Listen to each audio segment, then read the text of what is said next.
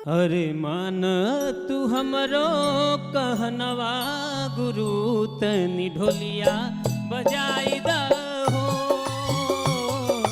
मान तू हमरो कहनवा गुरु तनी ढोलिया बजाई दहो। ढोलिया बजा द तनी गा के सुनाई द। ढोलिया बजा द तनी मुडवा बनाई द। सगरो जहनवा गुरु तनी गा के सुनाई दहो। जो हता सगरो जहनवा गुरु तनी ढोलिया बजाई दहो। वाह संतोष बाबू, तू तो मरला एकदम सच में सबका मूड बना देलो हो। अब का करी, मूड तो बनवही के पड़ी। जनते बाड़ू की लोक रंग सुरों के संग के मन छा न। और दूसर बात देखा तारू कि टीवी पे दर्शक लोग एकदम बनल बा। और ये देखा तारू चार जनी जौना हमार गवैया लोग बाड़ी, पता नहीं कहे बोका जस मुंह बना के बैठल बाड़े। आई हो दादा, एकदम बोका। हाँ बिल्कुल बोका बनल बाड़े। तो चलो संतोष जी, अब तो मूड बने गइल ना, अब कार्यक्रम के शुरू कइल जा। बिल्कुल बिल्कुल शुरू कइल जा, लेकिन ओकरा के पहले हम चाहतनी कि परिचय भी हो जा हमनी के। बिल्कुल, तो स्वीकार करी हमनी का नमस्कार, सत श्री अकाल, आदाब, जय राम जी की। दूरदर्शन उत्तर प्रदेश के सबसे बड़का शो लोक रंग सुरों के संग में एक बार फिर से स्वागत करत बानी। और आज का ई अंक लेके हाजिर बानी हम सीमा शाही और हम बानी संतोष राय।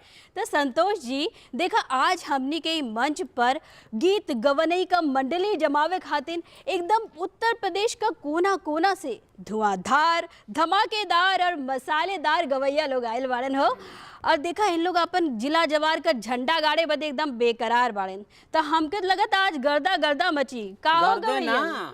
सुना तूफान, इ लोग करिए तूफान मचे है, देखत नहीं खू एकदम जो ना कि तन मूड एकदम बना के लोग बैठल बा। का हो गवैयन, आज गर्दा गर्दा होई आए। बिल्कुल। आई हो दादा, देखा आज तो संतोष जी लगा था कि कुल यूपी बिहार में एकदम गर्दा गर्दा होए जाए।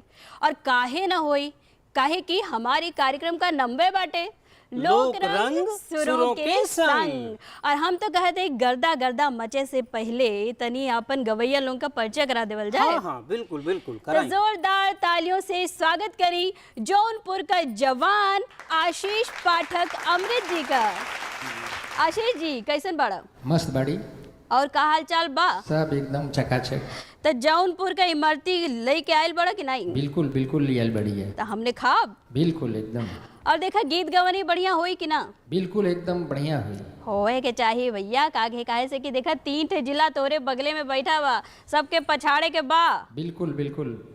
और सीमा जी बता दें कि जोन बगल में बैठल बाड़ी सरोज श्रीवास्तव जी, जवन की देवा महादेवा के धरती यानी बाराबंकी से चल के आयल बाड़ी। और अवधि में आज ये रंग जमावे वाला बाड़ी, इहो के उसे कम थोड़ी नहीं की। का हो सरोज जी? बिल्कुल।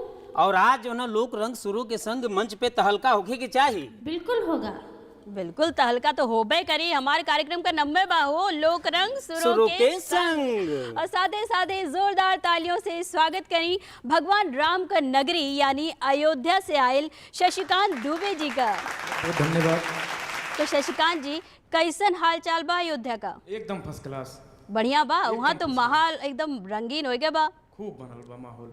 तो आज जोर झोर के गई बा कि ना? एकदम झोर के गाई, खूब सुनाई। बहुते बढ़िया। और ये जौन बगल में देखी चौथा नंबर पे बैठल बाड़ी ज्योति शर्मा जी, सुल्तानपुर से आयल बाड़ी रउआ सबके बीच में। हम चाहब कि तनी इन्हों के स्वागत हो जा। का हाल चाल बा हो? एकदम बस एकदम मस्त बा एकदम। आ तारा बगल में 3 जनी जो पगड़ी बांध के बैठल बाड़े लोग, ये लोग के रउआ के धोवे के बा गीत गौनई से। गाना के परिचय से हम एकदम धोब। तो स्वागत बा रउआ के। तो चलो संतोष जी, कार्यक्रम के आगे बढ़ावल जाए। ई तो रहन हमार गवैया लोगन।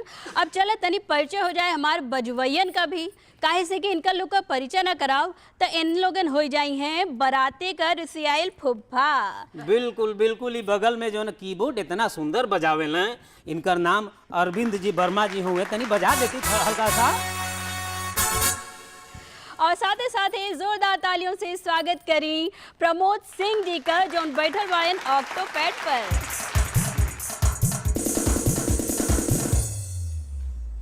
और साथे साथे स्वागत करी ढोलक पर अपन उंगलियों का तान छेड़े बदे बेकरार श्याम जी शर्मा जी का।